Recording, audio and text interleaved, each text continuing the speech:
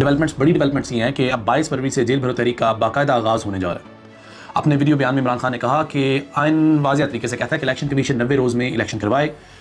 پھر انہوں نے لمبی چوڑی تمہید باندھی ہے، انہوں نے الیکشن کمیشن کو برا بھلا کہا ہے، انہوں نے بولا کہ 90 دن میں الیکشن کروانے چاہیے تھے، لیکن الیکشن کمیشن الیکشن نہیں کروا رہا، یہ آئین توڑنے کا مرتکب ہوگا، قانون ٹوٹے گا، اور جہاں پر قانون ٹوٹتا ہے وہاں انصاف نہیں ہوتا۔ اس طرح کی باتیں کی جا رہی ہیں، اور اس کے ساتھ ساتھ مشکل فیصلوں کا انہوں نے ذکر کیا کہ مشکل فیصلے ایسے نہیں ہوتے جب آپ کی عوام میں مقبولیت نہیں، اور آپ مشکل فیصلوں کے نام پر جب عوام پر مہنگائی کا بوجھ ڈال رہے ہیں تو آپ اس کو مشکل فیصلوں کا نام نہ دیجیے۔ انہوں نے یہ بھی کہا کہ ماضی کے اندر آئی ایم ایف نے ہمارے اوپر بھی پریشر ڈالا، اور ہم نے بھی یقیناً آئی ایم ایف کی بات نہیں مانی، اور ہم نے عوام پر اس کا جو ہے نا بوجھ نہیں ڈالا،